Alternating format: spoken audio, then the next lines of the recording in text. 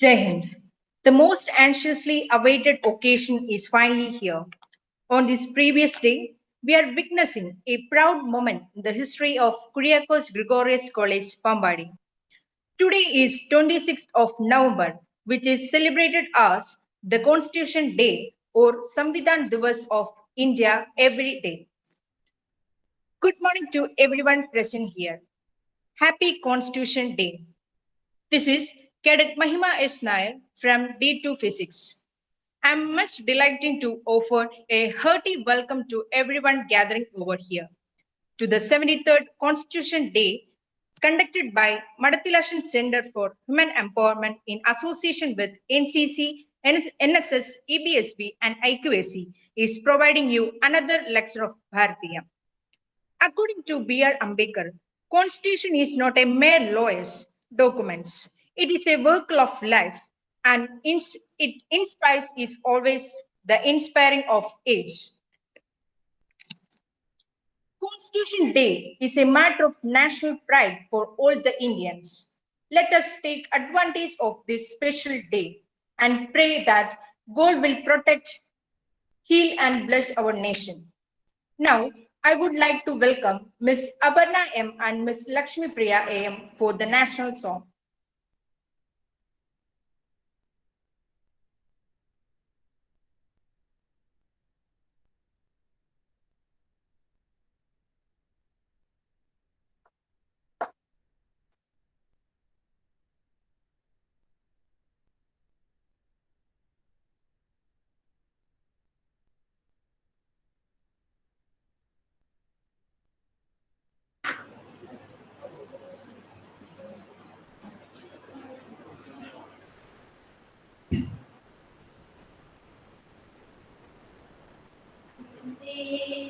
Madaram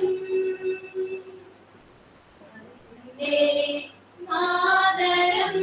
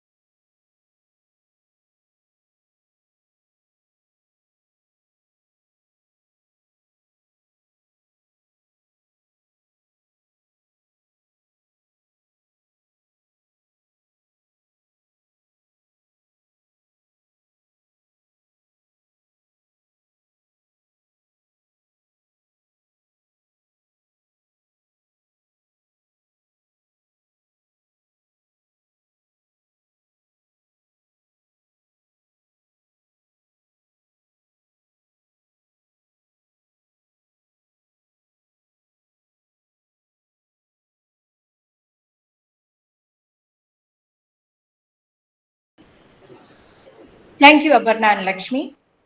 Now, I invite our NSS Program Officer, Dr. Vibin K. Varghese, to welcome the gathering.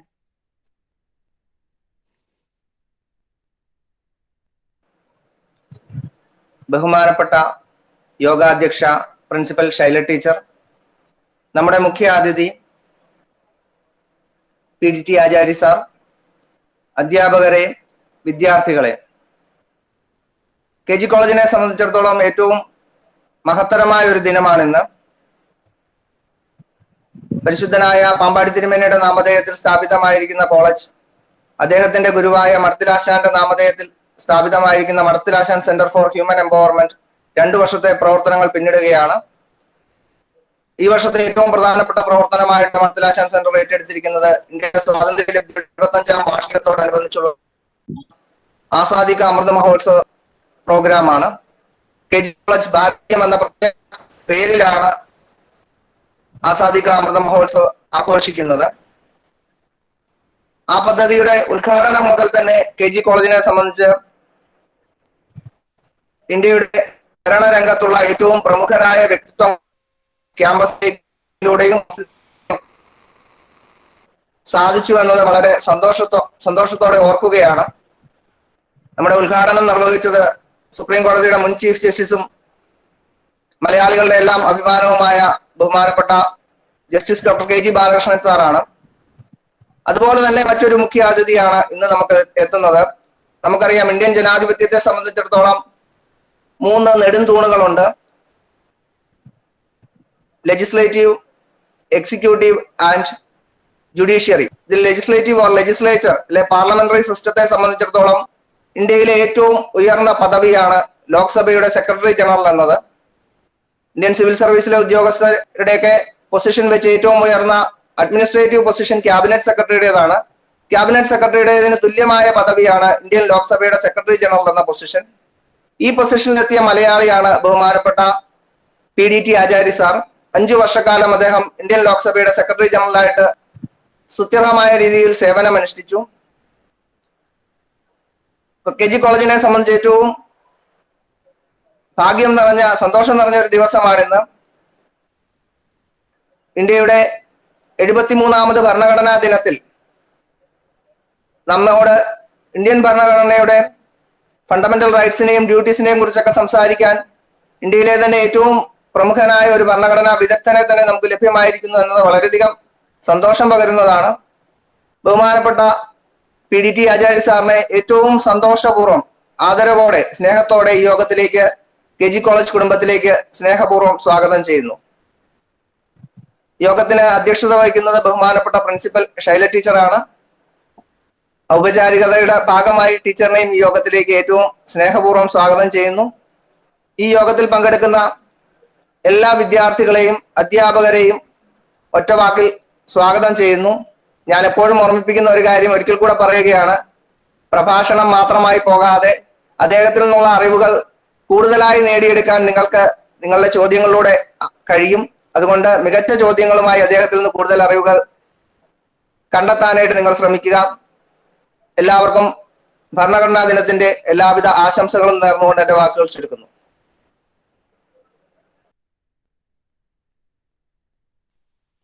Thank you, sir. I would like to invite Lieutenant Rennie Joseph, sir, IQAC coordinator of our college, to present the preamble.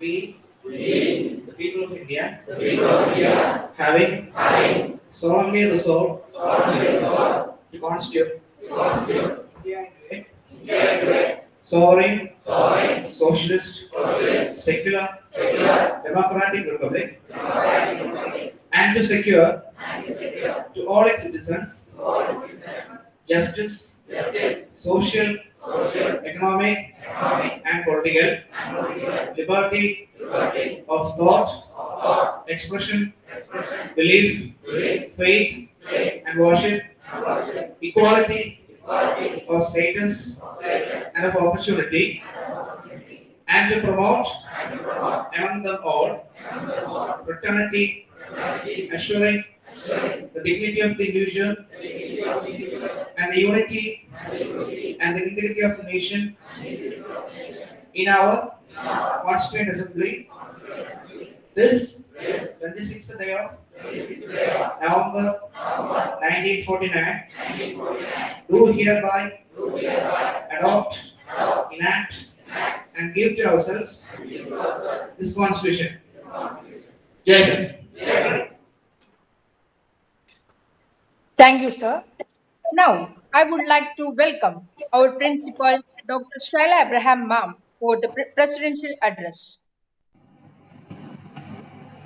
മഹിതാദരണീയ സ്ഥാനത്തിന് അർഹനായ Shri PDT ആചാര്യ sir, NCC NSS കുടുംബാംഗങ്ങളെ, സുസ്ഥിതമായ ഒരു ജനാധിപത്യ വ്യവസ്ഥിതിയുടെ ശക്തമായ അടിസ്ഥാനമാണ് നമ്മുടെ ഭരണഘടന. അതുകൊണ്ട് തന്നെ നമ്മുടെ വിദ്യാർത്ഥികളെ സംബന്ധിച്ചിടത്തോളം ഏറെ സാർത്ഥകമാകേണ്ട ഒന്നാണ് ഇന്നത്തെ ദിനാചരണം. നമ്മുടെ മഹത്തായ ജനാധിപത്യ ശക്തിക്കും നീതിപൂർവമായ നിയമവാഴ്ചയ്ക്കും യഥാർത്ഥ സ്വാതന്ത്ര്യ ബോധത്തിനുമൊക്കെ ഭരണഘടന അറിയേണ്ടതുണ്ട്. ഈ ഓർമ്മപ്പെടുത്തൽ അതിനായിട്ടുള്ളതാണ്.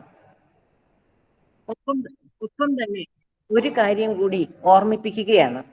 ഇക്കഴിഞ്ഞ സ്വാതന്ത്ര്യ ദിനം മുതൽ നമ്മൾ ആചരിച്ചു പോരുന്ന ആസാദി കാ അമൃത മഹോത്സവത്തിന്റെ ഭാഗമായി ക്യാമ്പസിൽ ഒരു പ്രത്യേക ശക്തി നമ്മുടെ വിദ്യാർത്ഥികളിലേക്ക് എത്തിക്കാൻ നമ്മൾ ശ്രമിക്കുകയാണ്.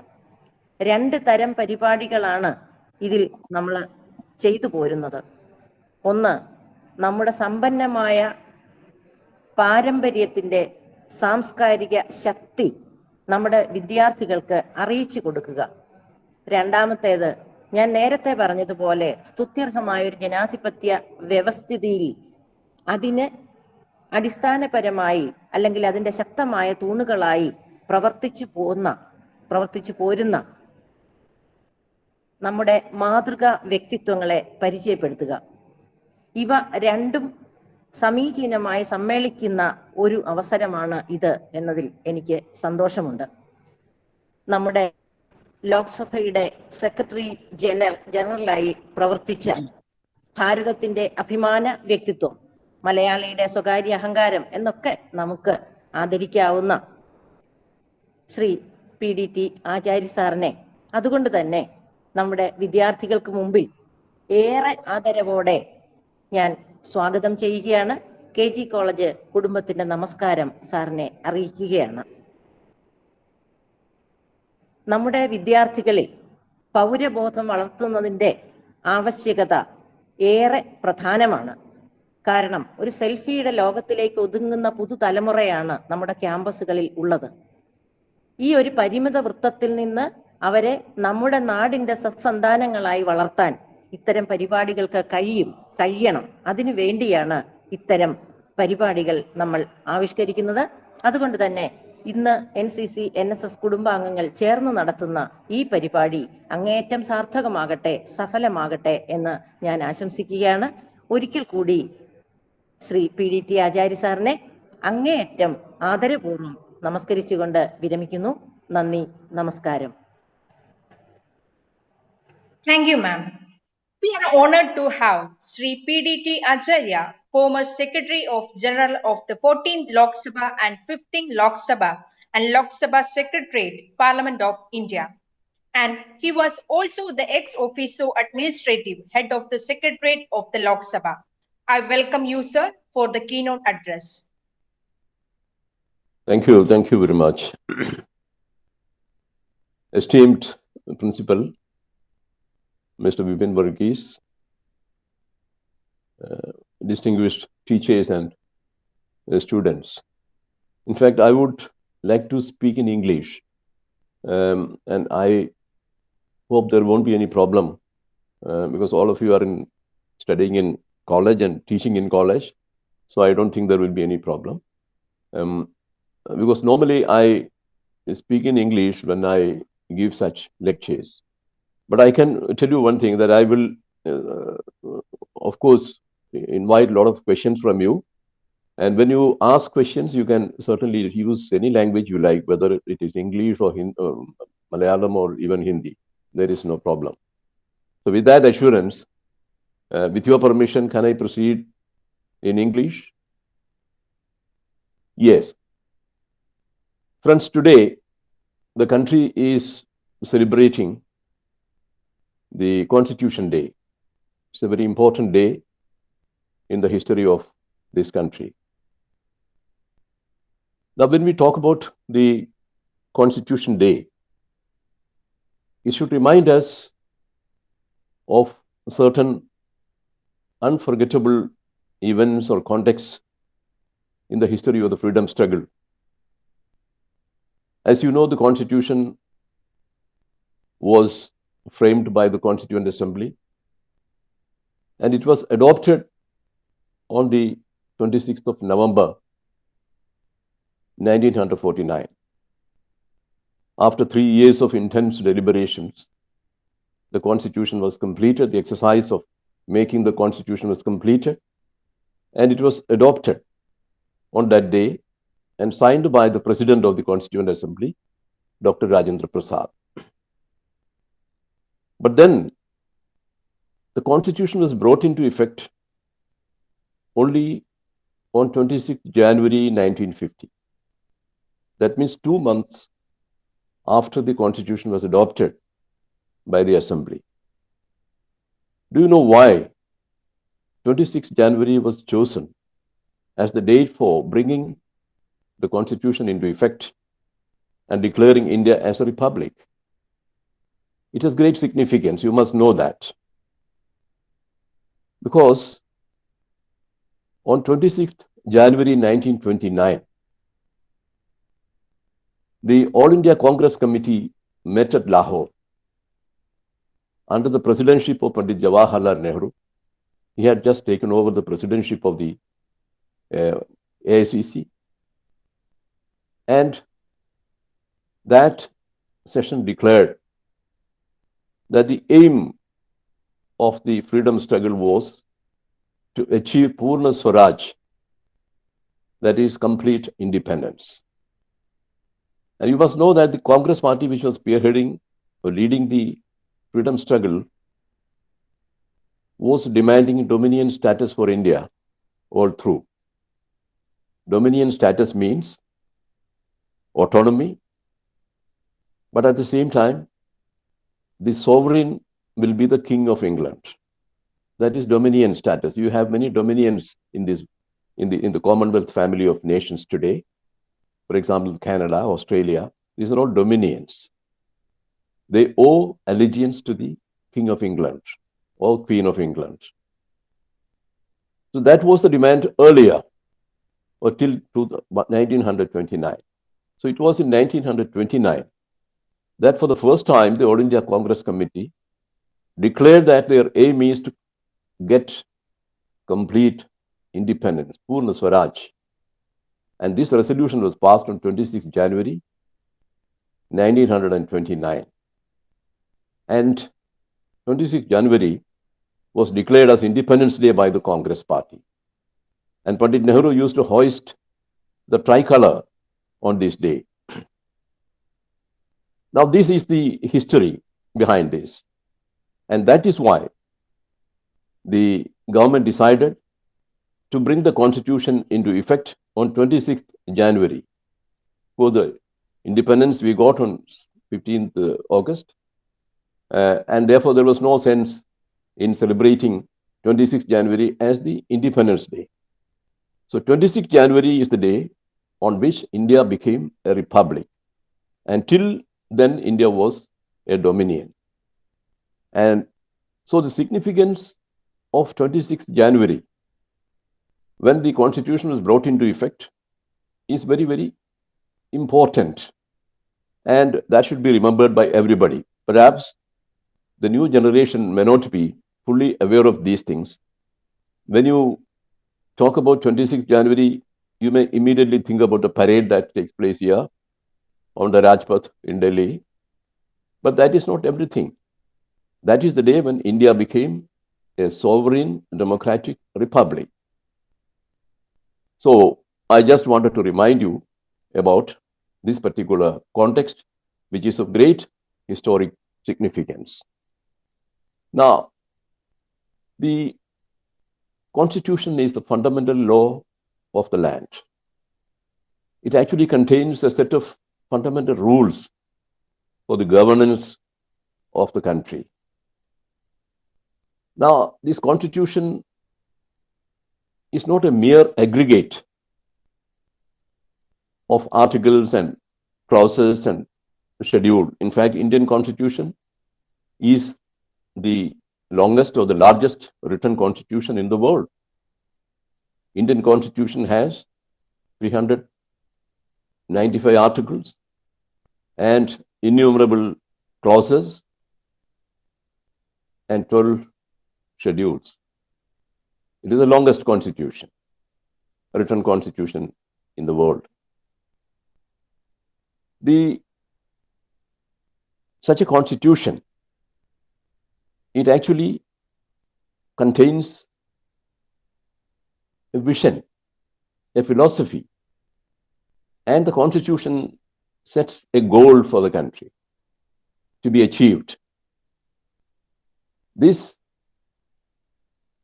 is of very great importance. The philosophy, the vision, and the goal to be achieved by the nation. But before I proceed further on this point, I will just give you a history of how this constitution came to be framed. After you know that constitution was framed by a constituent assembly. And constituent assembly was formed in 1946. But you must know that the discussion on a constituent assembly or the debate on a constituent assembly was started as early as in 1935. It was discussed in the Congress party, and in 1938 Pandit Jawaharlal Nehru made this demand in the Congress meeting, and in 1939 the Congress Working Committee made it an official demand of the Congress that there should be a constituent assembly to frame a constitution for free India. And Nehru was very particular about the non-participation of the Englishmen in the Constituent Assembly. He wanted only Indians because he thought that only Indians will be able to understand the requirements of this nation. And therefore, he insisted that no Englishman take part in the Constituent Assembly. And we were under the British rule. But this demand was not accepted by the British government. Time went on and the Congress carried on the agitation. In 1942, Mahatma Gandhi started the Quit India movement. And the Quit India movement gathered momentum throughout the country. But in the meantime, the Second World War broke out and the British government was busy with that. And therefore, they could not pay any attention to the question of constituting a constituent assembly. So after the World War ended in 1945, the British government turned its attention to this problem because they wanted to give some kind of autonomy and greater participation of Indians in the governance of the nation. And therefore, they seriously thought about constituting a constituent assembly and framing a constitution for India. So in 1946, they sent a cabinet mission, and you must have read all this in the history, I'm sure. The cabinet mission came here, and the cabinet mission had discussions with the Congress leaders. But by then, you know that there were two parties, Congress and the Muslim League. Under Muhammad Ali Jinnah, the Muslim League was very active, and in fact, the Muslim League wanted a separate nation, and by that time the demand was very strident, and therefore there was a growing rift between the Congress party and the Muslim League on this issue. But it was decided to constitute a constituent assembly. Then, how to constitute the constituent assembly? It was to be done through election. But what kind of election? Nehru demanded the Constituent Assembly should be elected on the basis of adult franchise. That means every adult in the country should be able to vote. But that was not accepted by the British government. And they proposed their own system or their own method of election. That was election on the basis of communal representation. That is, there were separate electorates based on religion. So the whole population of the country, I mean, the population in the British provinces, was divided into three groups. One was Muslims, the second was Sikh, and the third was general. It included everybody. Elections were held, and the two major parties which contested were the Congress, Indian National Congress, and the other was the Muslim League. Indian National Congress as was expected, got a majority of seats. There were altogether 399 members in the Constituent Assembly. Thus, the Constituent Assembly came into existence. But because of political developments, the Constituent Assembly could not proceed further. Although it met in December 1946, it could not actually do any business because of the non-cooperative attitude of the Muslim League under Muhammad Ali Jinnah. And they wanted a separate nation, and they were very adamant on that. And ultimately, the independence came in 1947, and Pakistan became a separate nation. And the Muslim League component of the Constituent Assembly separated, and they went away to Pakistan, and they formed their own Constituent Assembly.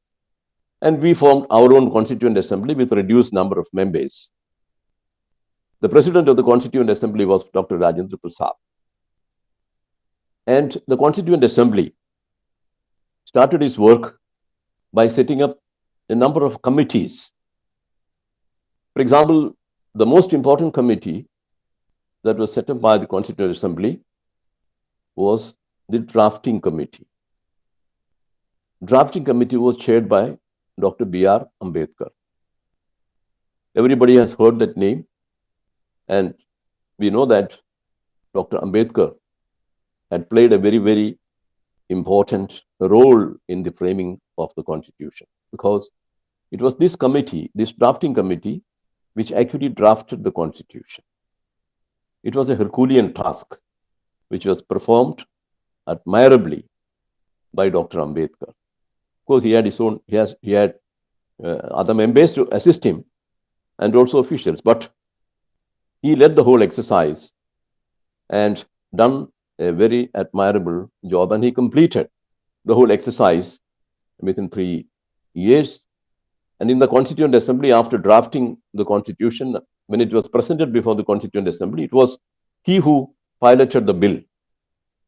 And, it was presented through a bill, the whole Constitution. And that was very successfully piloted in the Constituent Assembly, because he had to basically reply to each and every point. And there was a very intense discussion in the Constituent Assembly on each and every article. As I said, the Constitution contains around 395 articles and 12 schedules. So it's such a very vast and elaborate kind of Constitution. And therefore, Dr. Ambedkar played a very important role in that. And, and of course, the national leaders, Pandit Jawaharlal Nehru, Sardar Vallabhbhai Patel, and others, they all actively participated in the framing of this Constitution. In fact, Nehru, he presided over a committee which went into the powers of the central government. Sardar Vallabhbhai Patel headed a committee which examined the fundamental rights, which we are going to discuss today, which is the topic for discussion today. So many other committees were there which were dealing with various aspects of the Constitution. Now this, friends, in brief, is the history of the Constituent Assembly. The Constitution came into, it was adopted on 26th November, as I said in the beginning, and it was brought into effect on 26th January 1950, and India became a democratic republic. A little while ago, when the meeting started, or before the meeting started, someone read the preamble of the Constitution. What exactly is the preamble and what it means? Preamble is the gateway of the Constitution. You enter the Constitution through the preamble. The preamble contains the vision of the Constitution, the philosophy of the Constitution, and the goal to which I made a reference earlier. What exactly the Constitution wants to achieve, and what is the vision that permeates the Constitution, and what is the philosophy that suffuses the Constitution. These are the questions which are of very great importance. Constitution, the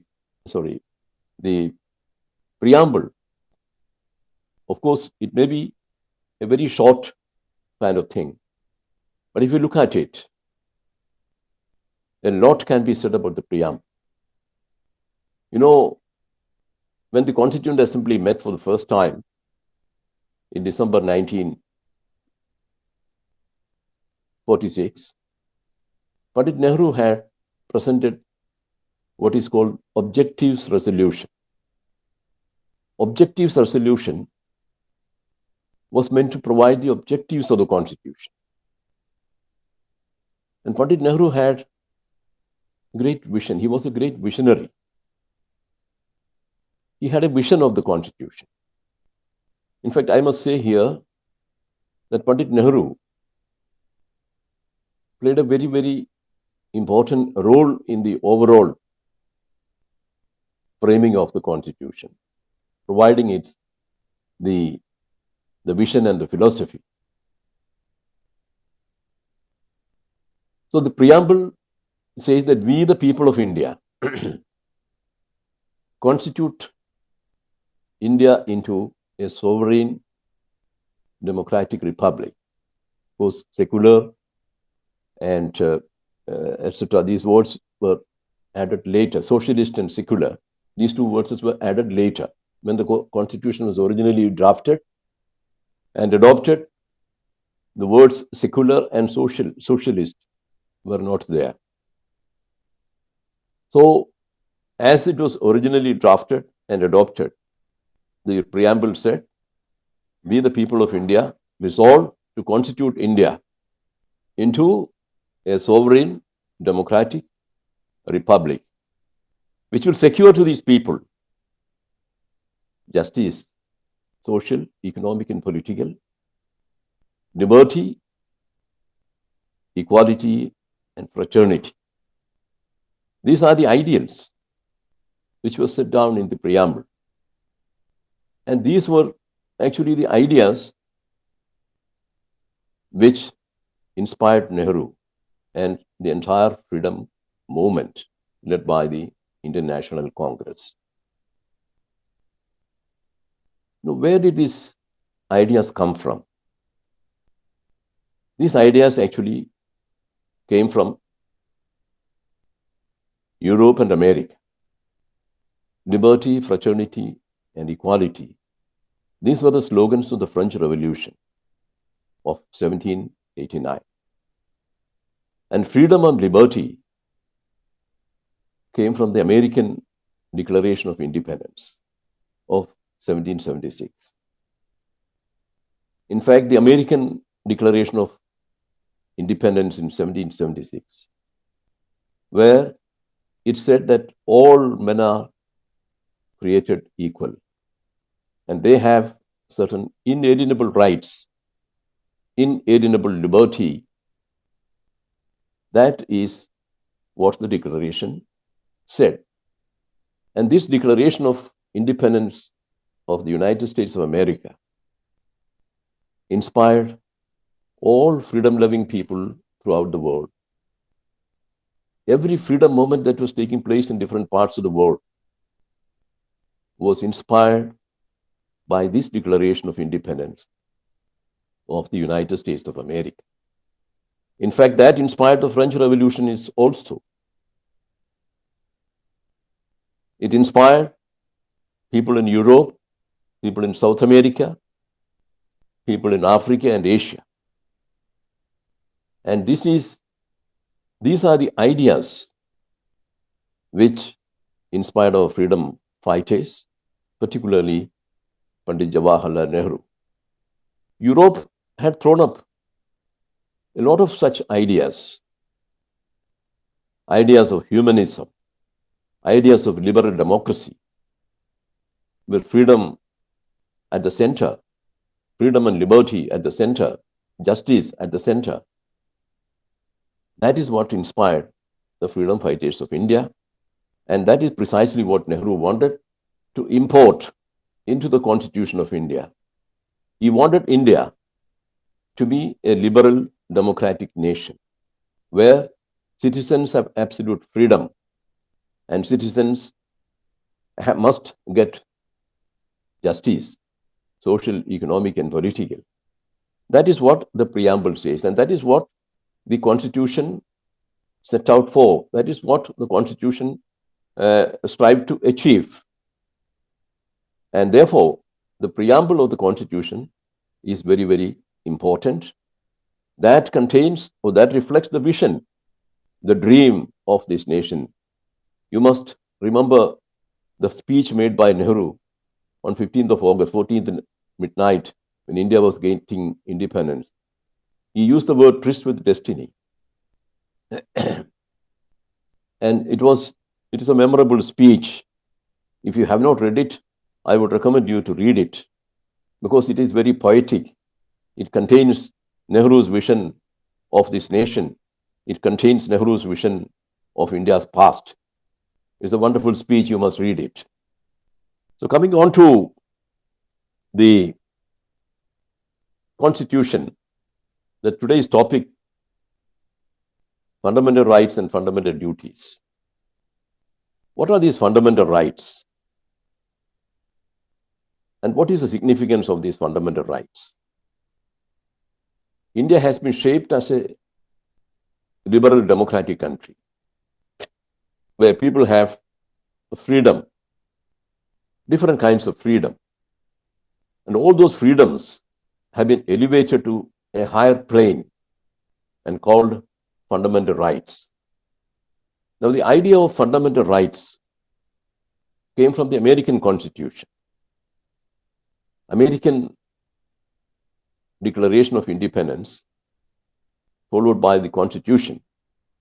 That Constitution contained the fundamental rights of the people. So we actually adopted it from the American Constitution, and we gave it a pride of place in our Constitution. Fundamental rights are those rights which are elevated rights and which give protection to the citizens of India against any kind of invasion by the state. Therefore, these fundamental rights are of supreme importance in the life of a citizen, in the life of a democratic nation. Actually, these fundamental rights are very important also because of the context in which the Constitution came into force. I must confess here that India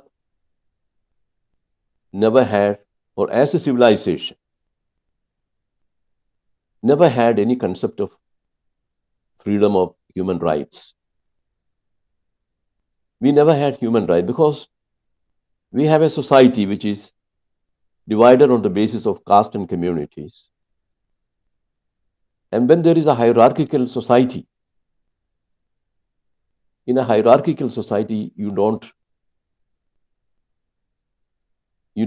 expect or you don't give any kind of right to a large number of people. There is no concept of right, or there is no concept of freedom or liberty. And that is something which is very, very disheartening when you look at the history of this country. Here, India was being ruled by certain religious code, which is called the Dharma Shastra. Dharma Shastra divided the Indian society into different castes. The scriptures supported it, sanctified it. We never knew what is meant by freedom. We never knew anything about human rights. These were all ideas which came from the Western world. And into such a society, the Constitution brought the concept of fundamental rights. And that is the significance of fundamental rights. And Nehru was behind it, and Nehru was responsible for this because Nehru had great faith in the people of this country. He wanted Indian citizens to be free enjoy the freedom which is available in other parts of the world. And there are many fundamental rights which give absolute protection to the people to enjoy the fruits of democracy. We have Article 14 of the Constitution, which says that all shall be equal before law and all will have the protection of law. This is a great declaration and this is a great covenant which is given to the people, that you are all equal before law and you will have equal protection of law. This actually has come from Universal Declaration of Human Rights. After the Second World War, suddenly man became aware of the need to have such universal human rights because there was a terrible human rights violation during the Second World War. So man's awakened conscience made him say that we must give protection to the human rights. So the Universal Declaration of Human Rights was made, and the United Nations wanted all its member countries to adopt these rights and put them in their constitution. So we put Article 14 in the Constitution in accordance with the Universal Declaration of Human Rights.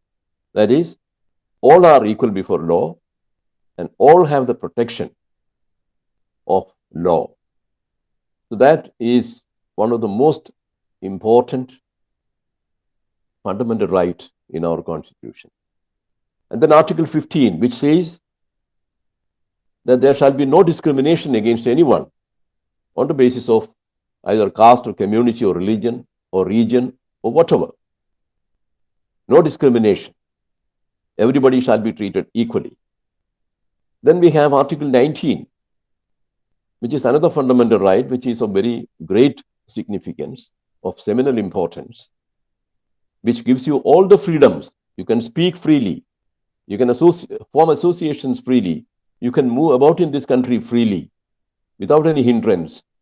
You can go and settle in any part of this country and you will be free to do that. You can pursue any kind of occupation, any kind of trade, any kind of business. You have that freedom. The seventh freedom, right to freedom. You have the freedom of speech and expression.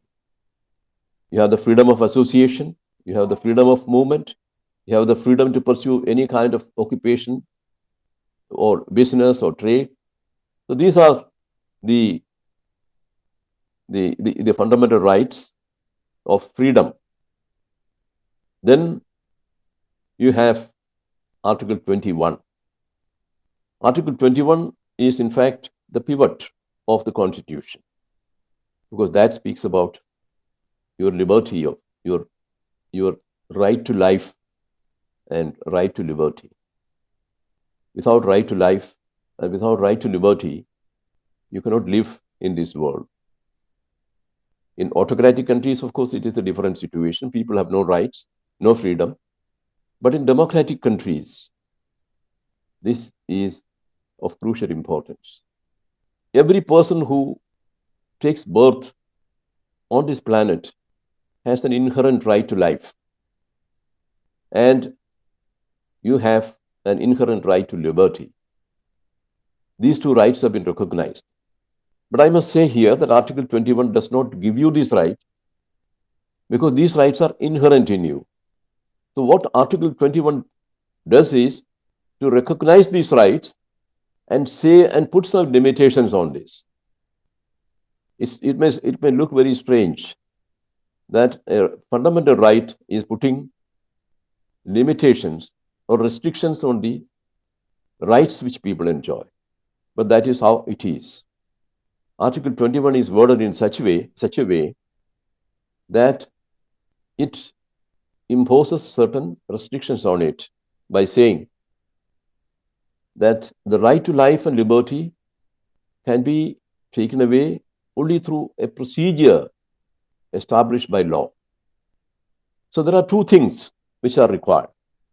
One is a law that should describe a procedure. And only with a proper procedure and a proper law, you will be the state, that the government can take away the right to life and liberty of the people. Then, of course, I can go on speaking on this particular article, but I don't think I should take much of your time. And I will move on to the next area of importance in the Constitution, that is the adult franchise. Adult franchise means you have the capacity to vote, you have the right to vote if you are adult. Anybody in this country who is above the age of, who is of the age of 18 and above is eligible to vote in any election. Elections to the parliament or elections to the assembly. Any person who has attained the age of 18 can vote. That is adult franchise. Every citizen, irrespective of his educational qualification, irrespective of his wealth, or irrespective of his station in life, you have the right to vote. Vote means you have the right to decide who should be your representative and who should rule this country or your state. So this, in fact, was adopted by the Constitution after considerable discussion. Because India at the time of independence in 1947 had a literacy percentage of only 18. That means 18% of the people only could read and write.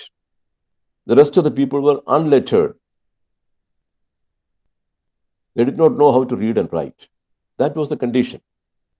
At that time, to introduce the adult franchise was really an adventurous thing. Many people had said that it will not actually succeed in India because of the terrible illiteracy that was prevailing in this country. But Nehru thought otherwise. He thought that people should be given an opportunity, and we cannot discriminate against people on the basis of educational qualifications and all that. And if you are going to discriminate against people and deny them the right to franchise, then you will be actually denying them the democratic rights which we have enshrined in the Constitution. That was the logic which Nehru propounded, and therefore that was carried, and adult franchise became a part of the Constitution, and it is on the basis of that. But it has been proved very, very right, very effective. It has proved that the people of India can exercise their choice rationally and not very emotionally. All the elections have proved that. So Nehru was very prophetic in introducing this particular provision in the Constitution and insisting on that, irrespective of the opposition from different sources at that time. So these are, friends, these are some of the important aspects which I wanted to highlight on this occasion. And then coming on to the fundamental duties. What are these fundamental duties? And when did these fundamental duties become a part of the Constitution? When the Indian Constitution was framed, it was not a part of that Constitution.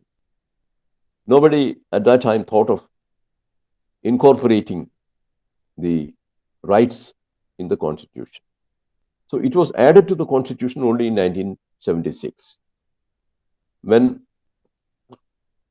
the country was under an emergency, when Indira Gandhi was the Prime Minister. This was brought in. But fundamental rules, naturally, are important for citizens, because we must know our duties. Every person in this country, every person in organized polity has a duty towards the society. And the fundamental duties are a certain kinds of duties which every citizen of a democratic country should follow and should adhere to. For example, you must respect the national flag, and you must respect the ideals and institutions and the national anthem. There cannot be any dispute over that. Everybody should do that. And then the great ideals which inspired the freedom movement of this country. In fact, people should know.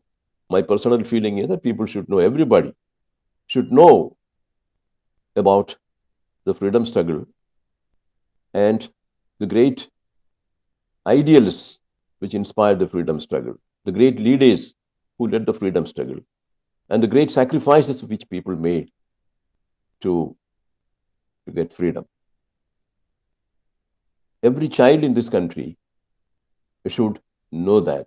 And in fact, I must say here that this kind of meetings which are organized by this college is in fact a very valuable attempt. It should be emulated by other colleges. Everywhere it should be done so that our children know what exactly is the past of India, what was the freedom struggle, who were the leaders, and what was the contribution of the freedom, the leaders of the freedom movement, and so on. Without that, our education will be incomplete. And therefore, I, in fact, take this opportunity to congratulate the organizers of this meeting for organizing such a function to celebrate the Constitution Day. So, the fundamental duties of citizens are equally important, like fundamental rights. But there is only one problem, that these fundamental duties are not enforceable by the court.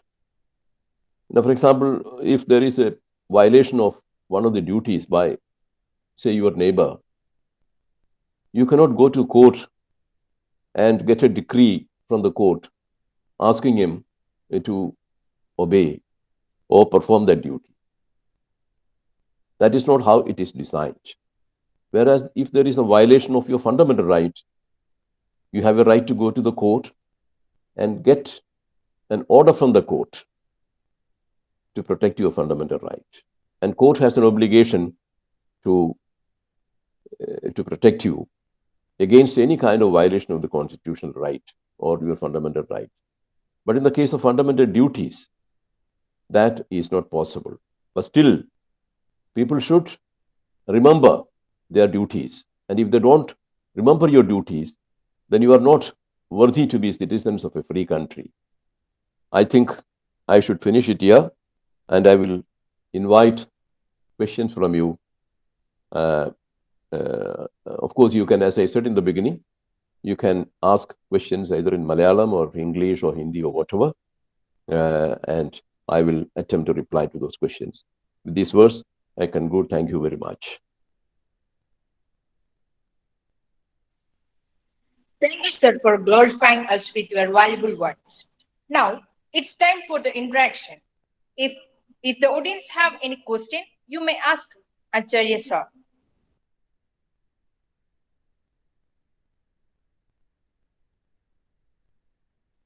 Good morning, sir. Yeah, Sir, please. a few days ago, there was this case in the Kerala High Court where a Kottayam native argued that the picture of the Prime Minister on his vaccine certificate was an intrusion to his private space. So, what is your opinion on this?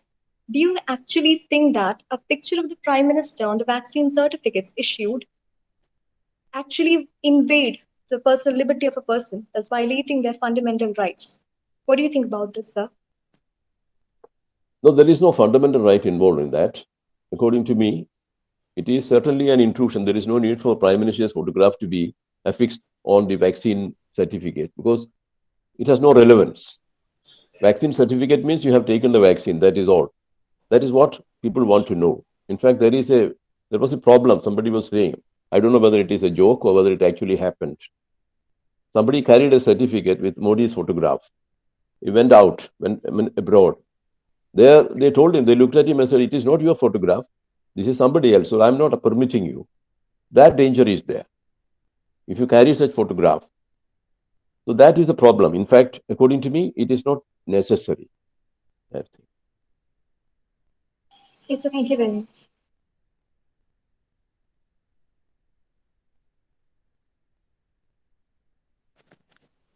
Jain sir, I'm Kiran Bhaglakshmi of D2B English.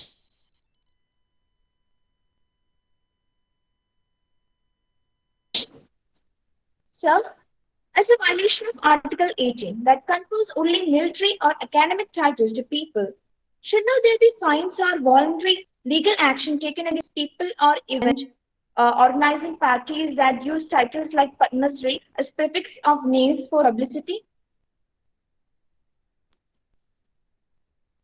I didn't get that question. Can you repeat it? There's something wrong with the whole. Sure. Sir, as a violation of Article 18, which abolishes all titles except for the military or academic titles, should not there be fines or voluntary legal action taken against people or even organizing parties that use titles like Padma Shri as prefix of names for publicity? Well, you know, it's a democratic country. And there were so many titles prevalent here. The Rajas, because this country was ruled by these kings and all that. And they used to carry a lot of titles, which were actually an anachronism in a democratic nation. Therefore, the constitution makers thought that all kinds of titles should go. We are a democracy, and here everybody is equal. And therefore, nobody should carry a kind of a title which gives him greater importance or a greater status or things like that.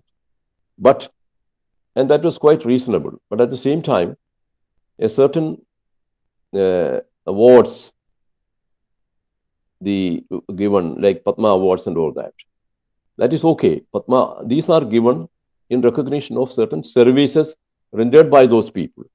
Therefore, you have to draw a distinction between the titles which show a feudal past and the awards which are given to you in recognition of your services. I think there is nothing wrong about that. Thank you, sir. Good morning.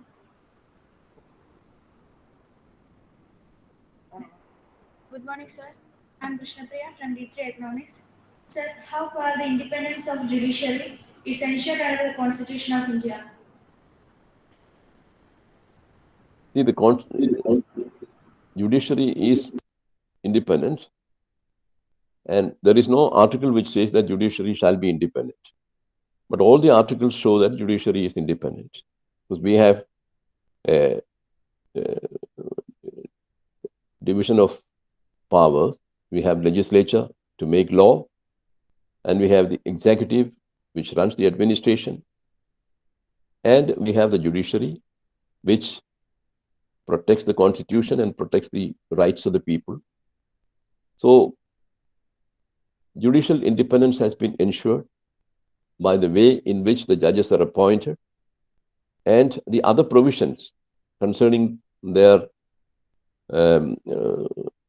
service conditions and all that. For example, nobody can remove a judge unless, judge of the High Court or the Supreme Court, unless Parliament impeaches them. And that's a very lengthy and a very laborious procedure. So the judges have protection from any kind of harassment, and so that gives them independence, a sense of independence, and that is how the judicial independence has been protected by this constitution.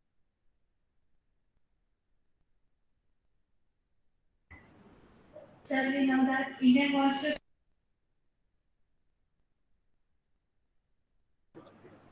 Sir, we know that Indian Constitution is the limited.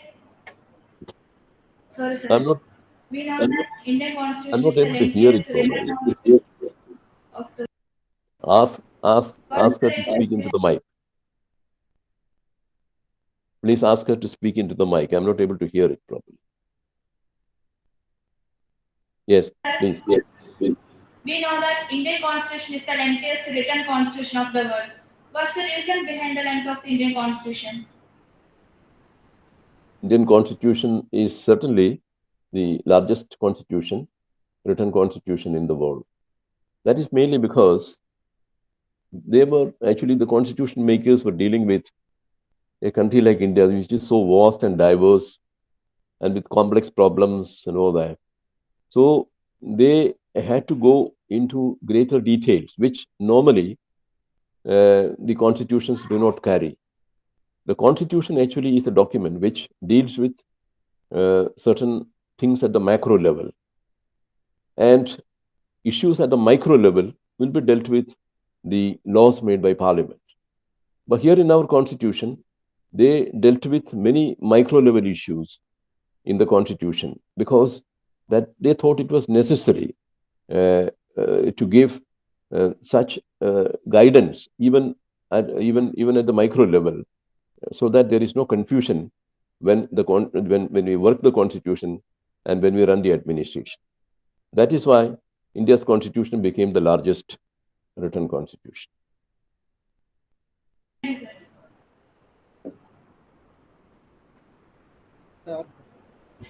Sir, if you could add a new fundamental right to the Constitution, what would it be?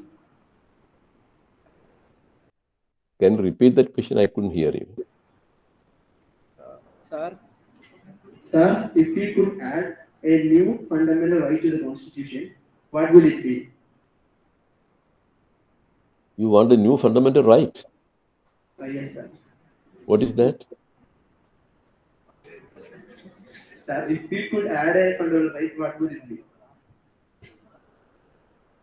No, I couldn't catch your point. Sorry, sir. Can you put it in Malayalam? സാറിന് ഒരു പുതിയ fundamental right കോൺസ്റ്റിറ്റ്യൂഷനിൽ add ചെയ്യാൻ പറ്റുമെങ്കിൽ അതെന്തായിരിക്കും? പുതിയ fundamental right എന്ന് പറയുമ്പോൾ പുതിയ fundamental റൈറ്റിന്റെ ആവശ്യമില്ല എന്നുള്ള അഭിപ്രായക്കാരനാണ് ഞാൻ. കാരണം ഈ ഫണ്ടമെന്റൽ റൈറ്റ്സ് ഇതിനകത്ത് പറഞ്ഞിരിക്കുന്നത് വളരെ എക്സോസ്റ്റീവാണ്. It's not very exhaustive fundamental rights. ഈ ഫണ്ടമെന്റൽ റൈറ്റ്സ് തന്നെ പൂർണ്ണമായി മനുഷ്യനെ നടപ്പിലാക്കാൻ പറ്റുന്നില്ല. അതായത് അതിനെതിരായിട്ട് അതിൻ്റെ വയലേഷൻസ് ഉണ്ട്. അങ്ങനെ ഇരിക്കുന്ന ഒരു സാഹചര്യത്തിൽ we cannot think about any other fundamental right. ഇതെല്ലാം വളരെ എക്സോസ്റ്റീവായ ഫണ്ടമെന്റൽ റൈറ്റ്സ് ആയതുകൊണ്ട് there is no need for adding any fundamental right to the chapter on fundamental rights.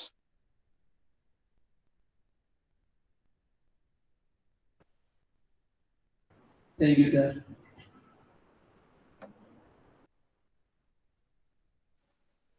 Any more doubts? Okay. Once again, thank you, sir, for your sparkling words. Moving ahead, as we come towards the end of the program, I would like to invite the student member of IQAC, Ms. Cheryl Mariam George, to deliver the vote of thanks.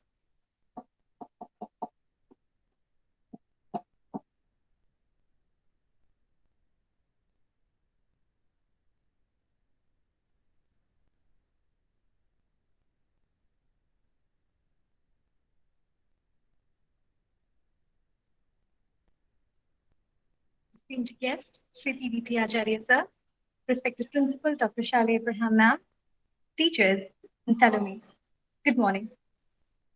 As we have come to the end of this incredible session that celebrated the 51 years since the induction of the finest constitution in the world, it is now time to thank everyone gathered here. It's not every day we get to interact with a national level politician. Needless to say, the only Malayali who has adorned the position of the Lok Sabha Secretary General. I take this opportunity to thank P.D.T. Acharya sir, our chief guest. I very well think that thank you is a very small word to express gratitude to you, sir. Nevertheless, the session you delivered was incredible. It was brilliant. And we find ourselves extremely lucky, blessed, and honored to have learned about the fundamental rights and duties from you, sir. Thank you very much. Thank you for sparing your time, even amidst your busy schedule, for us. Also, thank you very much for patiently answering our questions. It really means a lot to us. Your words were truly inspiring. Once again, on behalf of the entire KG College, I would like to extend profound gratitude to you, sir. Thank you. Thank you. I would Thank like you. to specially thank our principal, Dr. Shaila Abraham ma'am, who addressed the gathering. Shaila ma'am's advices have always been instrumental in shaping our programs further. Thank you, ma'am, for your unfaltering support and confidence in us. An event like this cannot happen overnight. The wheels started rolling days ago, and I would like to appreciate and thank our enthusiastic organizing committee of teachers, NSS Program Officer and Martilashan Center Coordinator, Dr. Vipin K. Varghese, sir, IQAC Coordinator and NCC Associate NCC Officer, Lieutenant Renish Joseph, sir, NSS Program Officer, Archana Karta Miss, EBSP Coordinator, Priya Miss, and all the other teachers for their dedication and hard work in organizing this event. Especially as this session was organized in the blended mode, both offline and online, there were a lot of technical troubles or hurdles that we had to overcome. And I would like to specially thank the teachers as well as students who worked on the technical side to help us organize this event in a very smooth manner. Thank you very much. Special thanks to Ms. Sharanya E.S., Aparna M., Lakshmi Priya, and Mahima S. Nair for lending their voice to this event. Last but not the least, a wonderful audience. Thank you, both students and teachers who were very kind enough to grace us with their presence. Thank you so much for wonderfully cooperating in bringing this event to grand success. I conclude once again by thanking everyone gathered here. Thank you. Jai Hind.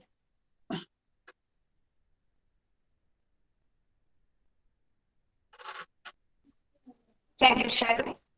Now, I welcome Ms. Sharanya E.S. for the national anthem.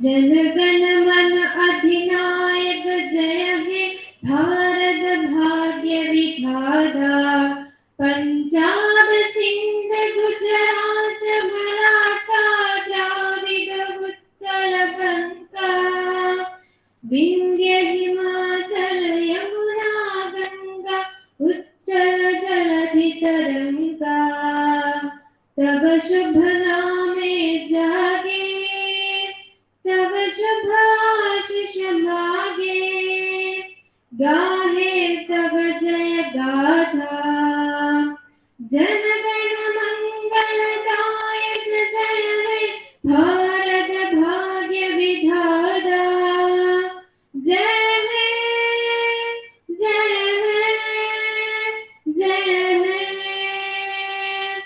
जय जय जय जय हे